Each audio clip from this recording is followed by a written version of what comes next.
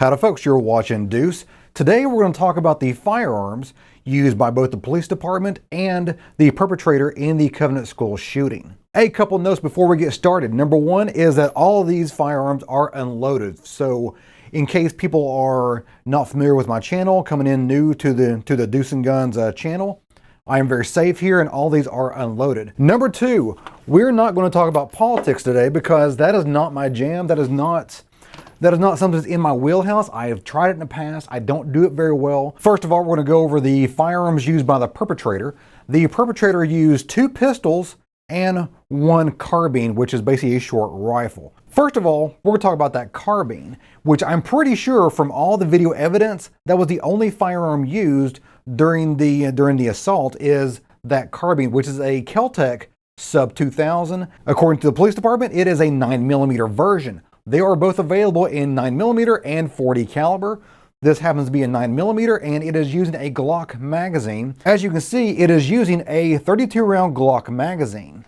Now this is basically a 30 round Glock body and a 2 round extension on the bottom. I don't have a Sub 2000. They were always a little more pricey than I wanted to pay for a pistol caliber carbine because it's a 9mm pistol caliber carbine. This is the only pistol caliber carbine I have and it's a high point.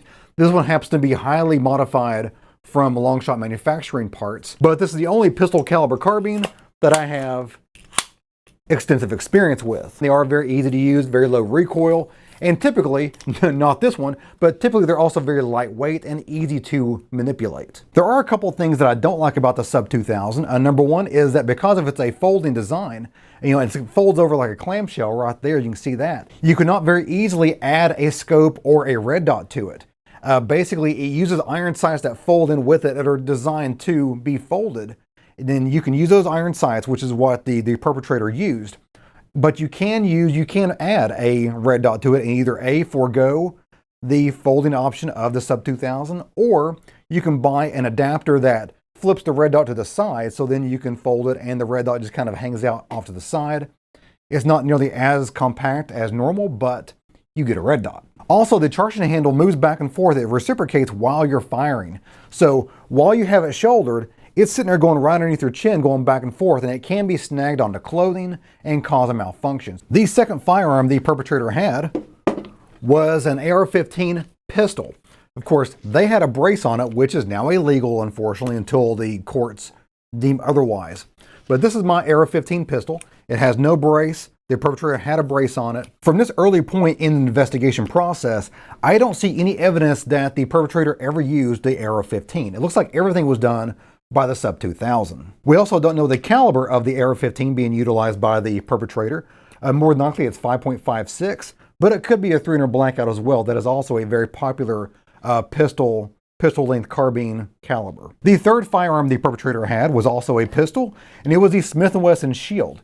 It wasn't any Smith & Wesson Shield though. This particular model is a very early version. Now I've carried this a lot in the past and it's starting to rust on me because I've carried it through a lot of hiking trips and it has gotten wet on more than one occasion and not been cleaned properly. That's my fault, not Smith & Wesson's fault, because it was never advertised to be stainless and it is definitely not stainless. But the perpetrator had the newest version of this, which is the Smith & Wesson Shield EZ.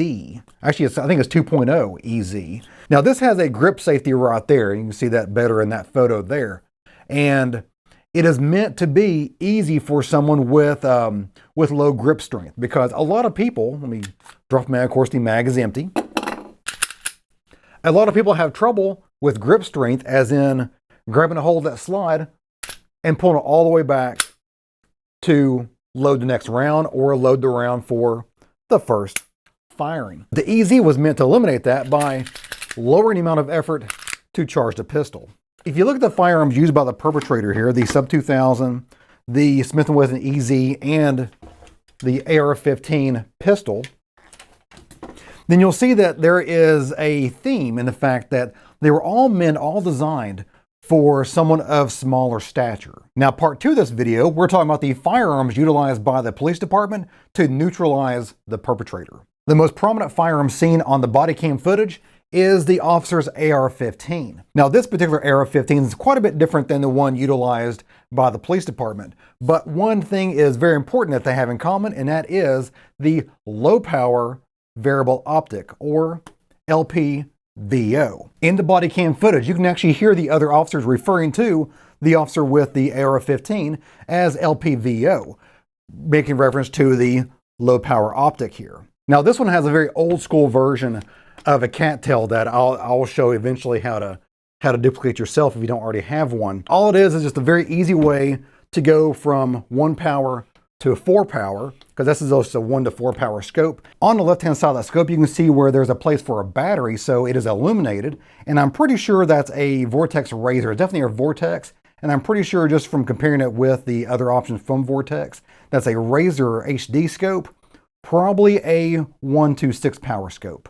His scope is actually meant for an AR-15 or for a rifle platform, and you can see that the scope body is pretty much in line with the charging handle back here. Mine is not. Mine's further forward because this is actually a shotgun scope. I got into shooting competitions way before they were making AR-15 scopes. So this is a proper eye relief for a shotgun scope. So quite a bit more forward than the AR-15 scopes used today. I'm pretty sure Loophole don't even make a shotgun scope anymore. I don't know.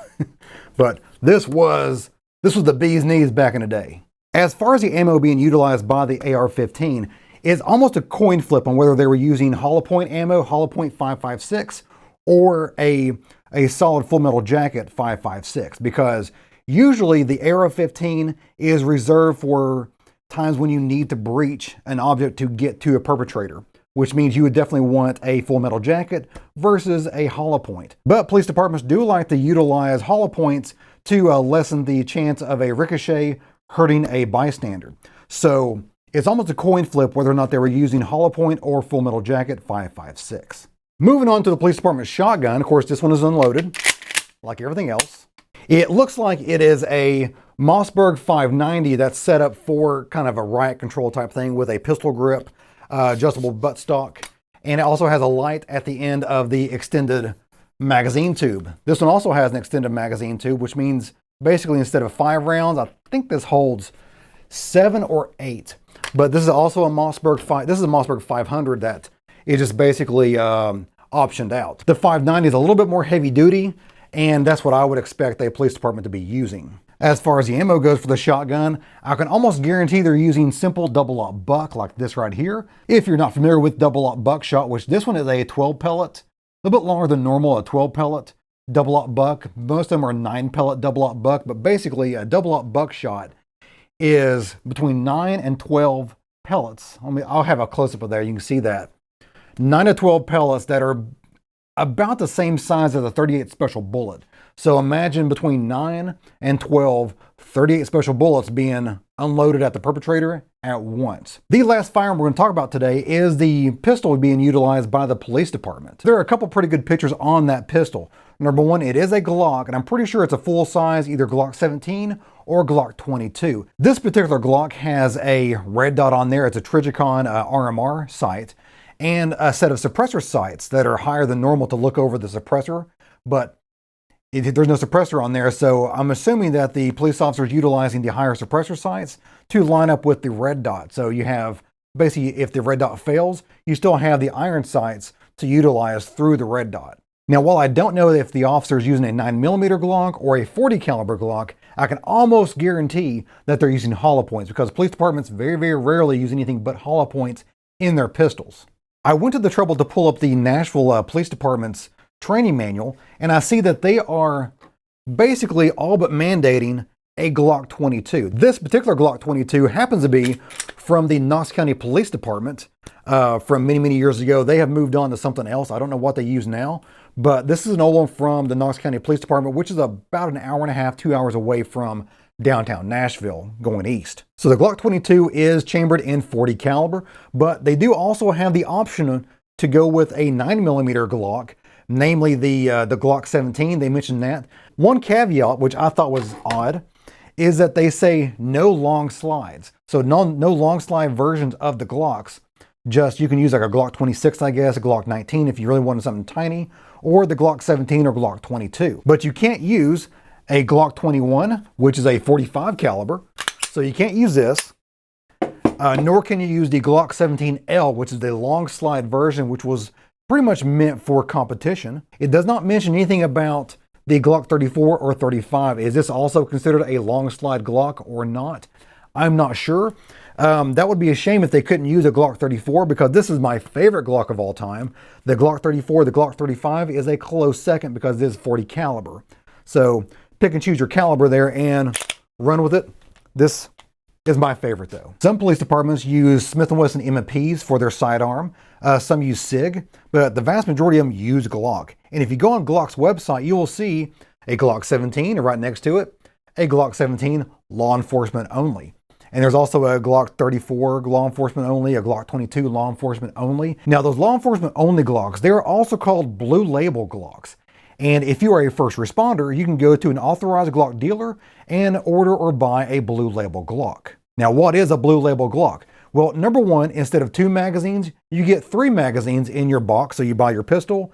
Normally, as a normal civilian, you get 2 magazines. But if you're a blue label, then you get 3 magazines. If you are located in a magazine capacity restrictive state, such as New York or California, then that magazine, those 3 magazines you get on the blue label side, will be the full capacity 17 rounds versus the 10 rounds or 8 rounds or whatever those states are doing now. And the last difference between a blue label Glock versus a civilian Glock is the fact that it's cheaper. The blue labels are, I don't know how much cheaper they are, but they're quite a bit cheaper than a standard Glock. Bear in mind that this video is coming out fairly early in the investigative process and the release of info by the police department. So some of these details may change. So go ahead and put in the comments below if something does change that negates something I've said today, because again, this is very early on in the process of the information being released.